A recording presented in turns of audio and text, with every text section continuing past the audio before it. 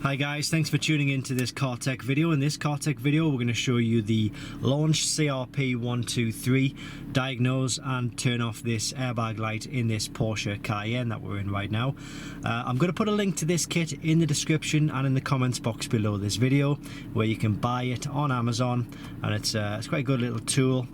So if you are interested in maybe picking up this tool, make sure you click the link below this video in the description and the comments. We do have a few other warning lights on this car, just ignore those for now. We're only interested in the airbag light for this particular video. So we're going to click, we've got this plugged into the diagnostic port, and we're going to click on to diagnose, then click on to scan, and then click Porsche, which is top of the list here for us.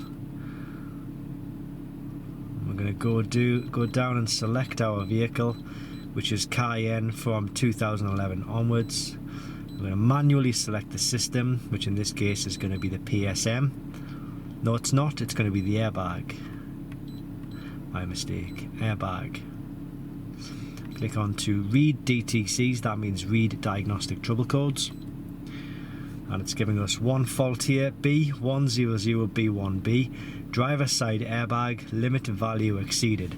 So we've had a look at the connections underneath the driver's seat, and we did indeed find a little yellow connector box which had somehow come loose, which is obviously what's causing the airbag light.